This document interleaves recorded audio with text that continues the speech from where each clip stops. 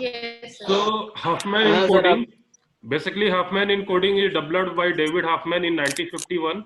This technique is the basic for all data compression and encoding scheme. It is the famous algorithm used for lossless data encoding. For which data encoding? Lossless. Lossless. Point to be noted, this is used for lossless data encoding. Huffman code is used for lossless. It follows a greedy approach since it deals with the generating minimum length fixed binary code. It uses variable length encoding scheme for assigning binary code to characteristics depend on how frequency they occur in the given text. The character that occur most frequently is assigned the smallest code and the one that occur least frequency get the largest code. सभी लोग अपने आप को mute कर लो, आवाज आ रही है, mute करो सभी लोग अपने आप को. Yes, sir. Yes. So basically Huffman code is used only for the lossless data. It is developed by David Huffman in 1951 और ये ग्रेडी अप्रोच को फॉलो करता है. ग्रेडी अप्रोच आप लोगों ने डेटा में भी पढ़ा है. There are various types of greedy algorithm like as a knapsack algorithm, 01 knapsack, fractional knapsack. तो ये सब हमारे ग्रेडी अप्रोच थे. ऑन द सेम बेसिस हमारा Huffman encoding भी हमारा ग्रेडी अप्रोच है. And find the minimum length of prefix binary code. So let's work on this. Sir अभी भी आवाज आ रही है पीछे. Because your report and my report. किसकी आवाज आ रही है? श्रीवास्तव, नैन्सी और मुकेश कुमार गौतम. मुकेश गौतम म्यूट करो अपने आप को. Nancy Srivastava mute.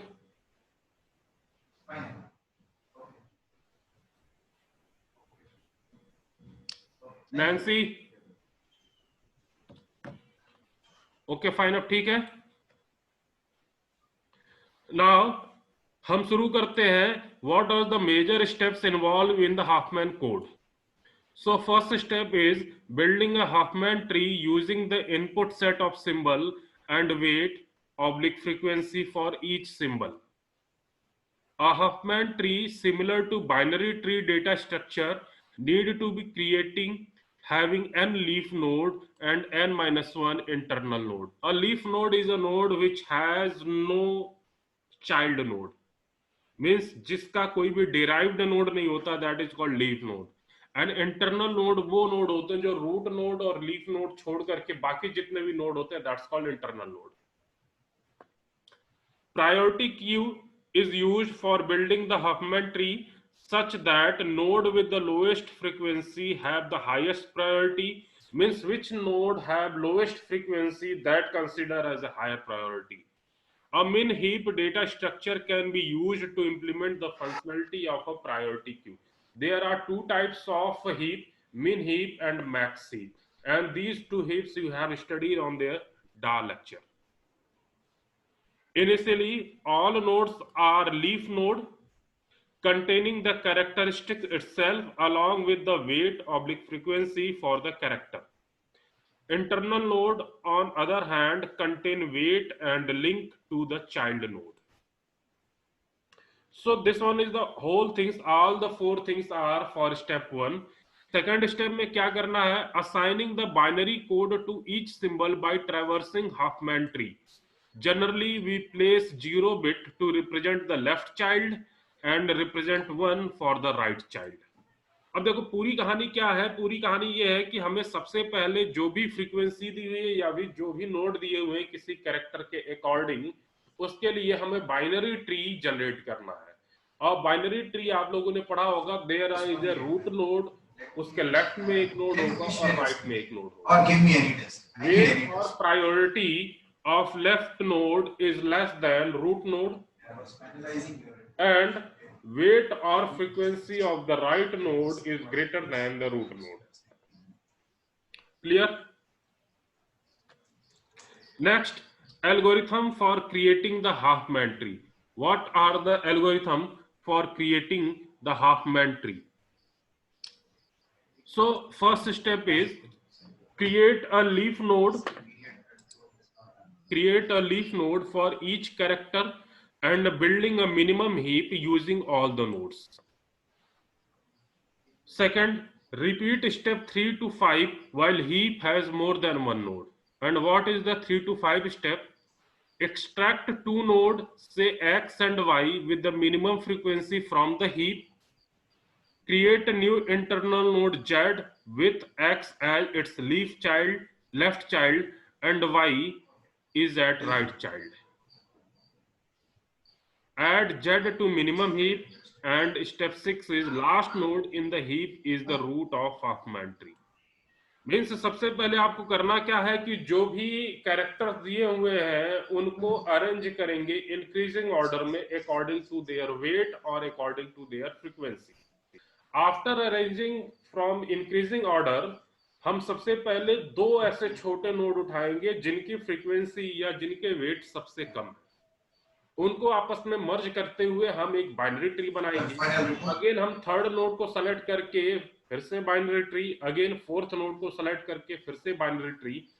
इसी तरीके से फिफ्थ, सिक्स्थ, सेवंथ, बाकी सारे नोड के लिए प्रोसेस हमारा आगे कंटिन्यू होता रहेगा. So here we have take an example like as there is a character which frequency is at 10, character E which frequency is 15, character I which frequency is 12, character O which frequency is 3, character U which frequency is 4, S which is 30, T which have frequency 1. So first step is a create leaf node for all the characters and add them into the minimum heap order. पहले हमें करना क्या है कि सबसे पहले हमें leaf node create करना है. मींस हर एक कैरेक्टर के लिए अपना अलग अलग node. So there is a character T which have frequency 1, there is a character O which have frequency 3, there is a character U which have frequency 4, A की frequency 10 है, I की frequency 12, S की frequency 13 और E की 15. तो आप लोगों ने देखा कि यहाँ पे जो कैरेक्टर की अरेंजमेंट है सारे कैरेक्टर उसी हिसाब से अरेंज किए गए हैं कि जिनकी फ्रीक्वेंसी इंक्रीजिंग ऑर्डर में हो. हमारा सबसे पहला स्टेप है कि सारे कैरेक्टर को इंक्रीजिंग ऑर्डर में बढ़ते हुए अरेंज करना. This one is step 1. Next हम क्या करेंगे स्टेप बी में, repeat the following steps till heap has more than one node. Step 3, extract two nodes say X and Y with the minimum frequency from the heap. तो यहाँ पे आप लोग देखिए minimum frequency of the heap है T and U. These are the two node जिसकी frequency पूरी list में सबसे कम है. T की 1 है and O की 3 है. तो इन दोनों को लेते हुए हम एक बाइनरी ट्री बनाएंगे और बाइनरी ट्री को बनाते हुए हम मर्ज कर देंगे लाइक ऐसे कि T की फ्रीक्वेंसी 1 है और O की फ्रीक्वेंसी 3 है. इन दोनों को जब मर्ज करेंगे तो 1 + 3 = 4. तो रूट नोड की फ्रीक्वेंसी क्या हो जाएगी हमारी 4 और 4 के लेफ्ट में वो होगा जिसकी फ्रीक्वेंसी 4 से कम होगी एंड 4 के राइट में वो होगा जिसकी फ्रीक्वेंसी 1 से ज्यादा होगी. मीन्स जिसकी फ्रीक्वेंसी कम है वो लेफ्ट में गया, जिसकी फ्रीक्वेंसी ज्यादा है वो हमारा राइट में आया. सो 1 + 3 = 4. 4 रूट नोड हुआ और 1 हमारा लेफ्ट में गया, 3 हमारा राइट में गया.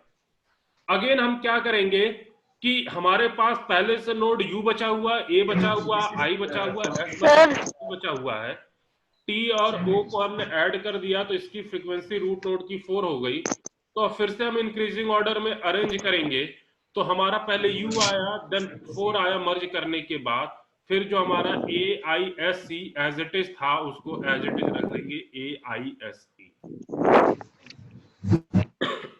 यहाँ पे एक क्वेश्चन आप लोग पूछ सकते हैं सर हम U को पहले रखेंगे या फिर मर्ज किया हुआ उसको पहले रखेंगे, क्योंकि कि दोनों की फ्रीक्वेंसी सेम है 4. तो प्रॉब्लम यहाँ पे आएगी कि हम किसको रखेंगे पहले, U को या फिर जो मर्ज किया हुआ नोड है उसको. तो इसमें आप लोग ध्यान देना कि जो रूट नोड या फिर जो स्टेप फर्स्ट में पहली बार लीफ नोड हमने क्रिएट किया है, यानी कि इसमें देखो जो हमने क्रिएट किया है यहाँ पे U की प्रायोरिटी या U की फ्रीक्वेंसी 4 थी. उसके बाद T और O को मर्ज करने के बाद फ्रीक्वेंसी 4 हुई. सो हम इस लिस्ट में जिसकी फ्रीक्वेंसी कम थी उसको हम पहले रखेंगे, ऑपरेशन करने के बाद जो फ्रीक्वेंसी आई है उसको बाद में रखेंगे। लाइक जो 3+1 हमने ऐड किया वो 4 हुआ, और एक यू नोड पहले से था जिसकी फ्रीक्वेंसी 4 है, तो पहले जिसकी फ्रीक्वेंसी 4 है वो वाला नोड आएगा। देन ऑपरेशन परफॉर्म करने के बाद अगर सेम फ्रीक्वेंसी आ रहा है तो ऑपरेशन परफॉर्म करने वाली फ्रीक्वेंसी और तो तुम लोग भी हाथ जोड़ करके कोड के बराबर बाद करो तो। और ऑपरेशन परफॉर्म टी और यू ये वाला। क्लियर?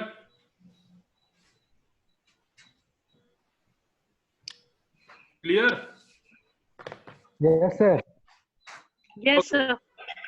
तो हमारा ये अगला ट्री बन गया। फिर से हम सेम स्टेप रिपीट करते रहेंगे, बिकॉज एल्गोरिथम में बोला है कि we repeat the process 3, 4 and 5। Again हमने यहाँ पे दो सबसे छोटे नोड दिया u और ये 4, तो इनको जब हम मर्ज करेंगे तो 4 + 4 8, और 8 के लेफ्ट में हमारा ये वाला 4 आएगा ऑपरेशन परफॉर्म करने से पहले वाला, और ऑपरेशन परफॉर्म करने के बाद वाला सेम फ्रीक्वेंसी मिला है 4 और 4, तो लेफ्ट में वो जाएगा जो ऑपरेशन परफॉर्म नहीं किया गया है, और राइट में वो नोड जाएगा जिसपे ऑपरेशन परफॉर्म किया गया है। तो ये वाला जो 4 वाला है ये राइट में जाएगा, और जिसपे ऑपरेशन परफॉर्म नहीं किया गया यानी यू, ये हमारा लेफ्ट में जाएगा। तो हमने 4 और 4 को मर्ज किया, देन दिस विल बी 8। 8 के लेफ्ट में हमारा यू गया, और 8 के राइट में हमारा दिस 4। 4 का लेफ्ट टी था और 4 का राइट ओ था, तो 4 का लेफ्ट टी और 4 का राइट ओ। सो अगेन हमसे फिर से एक लिस्ट मिली जिसमें रूट नोड 8 है, 10 है, 12 है, 13 है, 15 है। तो ये ऑलरेडी सॉर्टेड ऑर्डर में है। लेकिन सपोज करो कि अगर क्वेश्चन हमारा इस तरीके से होता कि मर्ज करने के बाद 11 आ जाता, यहाँ पे 8 की जगह पे 11 आ जाता, तो हमारा ये होता 11, 10, 12, 13, 15। अगेन हम क्या करते, इसको इंक्रीजिंग ऑर्डर में अरेंज करते। सबसे पहला 10 लिखते, देन 11 लिखते, उसके बाद 12, 13, 15 एज इट इज लिखते। अगेन हम यहाँ पे 8 और 10 दोनों को मर्ज कर लेंगे। 8 और 10 मर्ज करेंगे तो हमारा 18 हो जाएगा। 18 के लेफ्ट में सबसे छोटा नोड आएगा, सबसे छोटा नोड 8 है, उससे बड़ा नोड 10 है, तो 8 वाला हमारा लेफ्ट में आएगा, 8 वाला लेफ्ट में आ गया और 10 वाला राइट में। 8 वाली जो ट्री थी, जैसे जैसे ट्री बनी हुई है एज इट इज ट्री रहेगी, मीन्स यू लेफ्ट में जाएगा, देन 4 राइट में, यू लेफ्ट में जाएगा और 4 राइट में। 4 का लेफ्ट जो है टी एज इट इज रहेगा, 4 का जो राइट है ओ, वो भी हमारा एज इट इज रहेगा। फिर से जो रिजल्ट आया उसको हमने सॉर्ट किया, तो सॉर्ट करने के बाद मीन्स इंक्रीजिंग ऑर्डर रखने में हमें क्या मिला, सबसे पहले आई मिला, देन एस मिला, देन ई मिला, देन 18 मिला। Yes sir. मीन्स सबसे पहले हमें रूट नोड वो मिला जिसकी फ्रीक्वेंसी 12 है, फिर जिसकी फ्रीक्वेंसी 13 है, अगेन जिसकी फ्रीक्वेंसी 15 है, एंड अगेन जिसकी फ्रीक्वेंसी 18 है। Clear? Yes sir. Again same process, इसमें से Yes. दो छोटे नोड या ऐसे दो नोड लेंगे जिसकी फ्रीक्वेंसी कम है। तो यहाँ पे हम देख रहे हैं कि आई और एस दो ऐसे नोड है जिसकी फ्रीक्वेंसी सबसे कम है। देन ई, हम यहाँ पे आई और एफ को मर्ज करेंगे। मर्ज करने के बाद हमारा क्या मिलेगा, 12 + 13 25, और 25 12 और 13 में कौन सा छोटा है, 12 छोटा है तो 12 लेफ्ट में जाएगा, और 13 बड़ा है तो 13 हमारा राइट में जाएगा। तो हमारा 12 13 मर्ज करने के बाद 15 मिला, एक नोड हमारा 15 है, फिर 18 है, 25 15 18। फिर से हम इसको इंक्रीजिंग ऑर्डर में अरेंज करेंगे तो 15 18 25 हो जाएगा। अगेन दो सबसे छोटा नोड कौन सा है, एक की फ्रीक्वेंसी 15 है और दूसरे की फ्रीक्वेंसी 18 है। इनको हम ऐड करेंगे तो 15 + 18 = 33। 33 के लेफ्ट में हमारा 15 वाला जाएगा और 33 के राइट में 18 वाला आएगा। तो 33 के लेफ्ट में 15 और 33 के राइट में 18। 18 के लिए जो सब ट्री बना हुआ है यहाँ पे, वही सब ट्री हमारा यहाँ पे भी रहेगा, कोई भी चेंज नहीं होगा। अगेन हम क्या करेंगे, तो हमारे पास बचा 25 और 33, इनको हम ऐड करेंगे तो 88 हो जाए, सॉरी 58। अगेन जब हमने इनको मर्ज किया तो 58 के लेफ्ट में छोटा वाला यानी 25 लेफ्ट में जाएगा और बड़ा वाला यानी 33 राइट में जाएगा। जो लेफ्ट का सब ट्री है वो एज इट इज रहेगा। दिव्यांशु, सर बैक वाला स्टेज एक बार दिखाइएगा, इसके पहला तुम स्टेप। लेट में क्यों आते हो?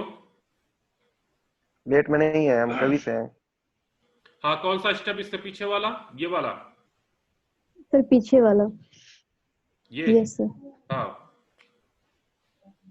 क्या प्रॉब्लम है नहीं। दिव्यांशु? 18 8। अच्छा तो इसमें 12 ऐड कर रहे हैं, तो ये अलग से एक क्यों बना रहे हैं वो ट्री एक, और नीचे वाले स्टेप में?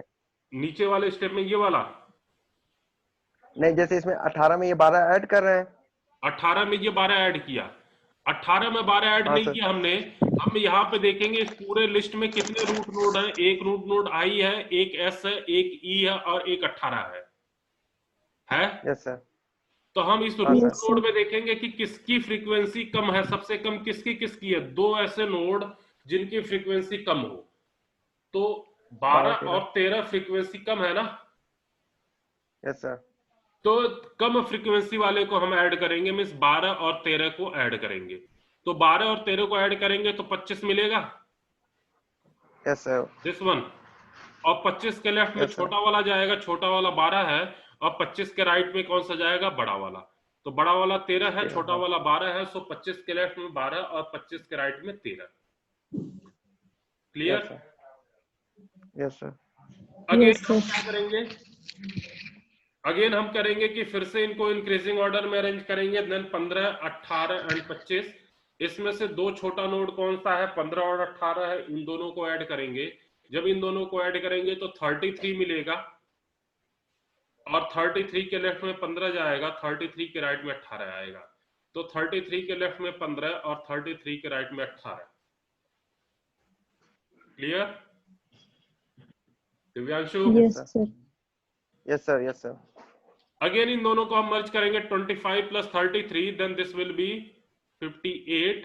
58 के लेफ्ट में 25 जाएगा और 58 के राइट में 33 जाएगा। तो 58 के लेफ्ट में 25 और 58 के राइट में 33। जो 25 का सब ट्री है वो एज इट इज रहेगा, जो 33 का सब ट्री है वो एज इट इज रहेगा। इनमें कोई भी परिवर्तन नहीं होगा। आ गया सर। आ गया? तो यस सर। अब देखो, Yes, sir. सारे जितने भी अलग अलग नोड थे, अलग अलग नोड को हमने मर्ज करके एक ट्री बना लिया जिसमें सारे नोड आ गए। अब हमें Yes, sir. हर एक नोड यानी हर एक कैरेक्टर का जो ओरिजिनल क्वेश्चन था, जिसमें सारे कैरेक्टर और उनके अकॉर्डिंग फ्रीक्वेंसी दी हुई थी, हम क्या करेंगे? हर एक कैरेक्टर के करस्पॉन्डेंस बाइनरी कोड बनाना हमें कि हर एक कैरेक्टर का बाइनरी कोड क्या होगा। मीन्स आई का बाइनरी कोड क्या है, एस का बाइनरी कोड क्या है, ई का, यू का, टी का, ओ का, ए का, इन सब का बाइनरी कोड क्या है। Clear? Yes sir. Divyanshu? Yes, sir. Sir clear है। हाँ सर क्लियर है। तो अब हम आगे देखेंगे कि बाइनरी कोड निकालने के लिए क्या करेंगे। तो बाइनरी कोड निकालने के लिए रूट नोड से शुरू करेंगे और लेफ्ट वाले चाइल्ड को इंडिकेट करेंगे with the help of 0 binary code और राइट वाले को 1 से। क्लियर? Yes sir. लेफ्ट में 0 और राइट में 1। लेफ्ट वाले के लिए बाइनरी कोड 0 असाइन करेंगे और राइट वाले के लिए बाइनरी कोड 1 असाइन करेंगे। तो यहाँ पे 58 का लेफ्ट 0, अगेन 25 पे पहुंचे, 25 के लेफ्ट में 0 और राइट में 1। यहाँ पे 58 के राइट में 1, 33 पे पहुंचे, 33 का लेफ्ट 0 से इंडिकेट और राइट 1 से। 18 पे पहुंचे, 18 का लेफ्ट 0 और राइट 1। 8 का लेफ्ट 0, 8 का राइट 1, 4 का लेफ्ट। मतलब रूट नोड से या फिर किसी भी नोड से अगर हम लेफ्ट की तरफ जा रहे हैं तो assign with the help of binary code with 0, और नोड से हम राइट की तरफ जा रहे हैं then assign with the binary code with 1। Clear? Yes sir. अब मैं हर एक कोड का बाइनरी कोड लिख रहा हूं, तो हर एक नोड का बाइनरी कोड आप मुझे बताते चले जाओ। जैसे कि सबसे पहले आई है, तो अगर आई का मैं बाइनरी कोड लिखूंगा तो आई का बाइनरी कोड रूट नोड से जाने के लिए 0 देन 0। 0 0 पापा पूजा नहीं किए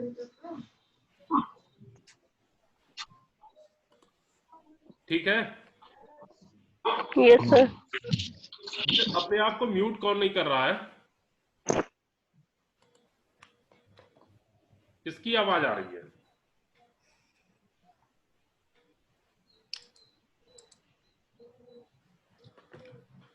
यहाँ पे हमने देखा कि आई का बाइनरी कोड हमारा 0 0 मिल गया। ऑन द सेम बेसिस आप लोग एस का बताओ क्या होगा? 0 1। हाँ, एस के लिए हम रूल में करेंगे 0 then 1। इसके लिए हमारा 0 1 हो जाएगा। उसके बाद ई के लिए बताइए क्या होगा? ई के लिए 1 0 से पहले 30 आना पड़ेगा, देन 30 तो सबसे पहले हमें 1 मिलेगा, देन 0 मिलेगा।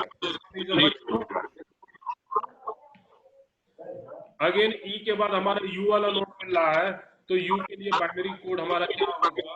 सबसे पहले 1 1 0 0 1 1 0 0 8 पे 8 से 1 1 0 0 क्या मिला? 1 1 1 0 0 1 1 0 0 this one then 0 अगेन हमारा नोड टी है। टी से अगर हम बाइनरी कोड लिखना चाहें तो टी के लिए बाइनरी कोड हमारा क्या होगा? 1 1 0 1 1 1 0 1 0 0। तो 1 1 0 1 0 0 1 0। अगर ओ के लिए लिखना चाहें तो ओ के लिए बाइनरी कोड हमारा क्या होगा?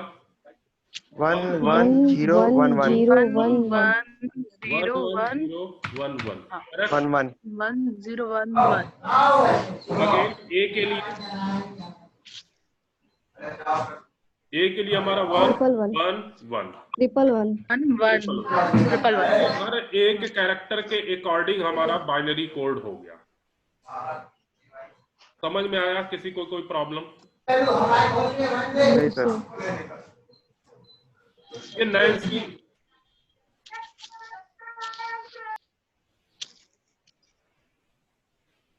सर आवाज बंद करा दीजिए।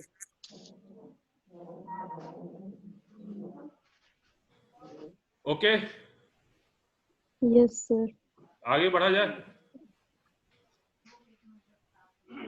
हाँ सर। Yes sir. तो ये सारे कैरेक्टर्स का हमारा बाइनरी कोड निकल गया,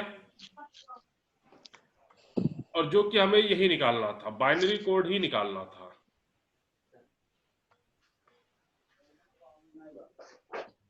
ना ये हमारे पास एक क्वेश्चन है, this one is a question. इस क्वेश्चन को आप लोग पढ़िए।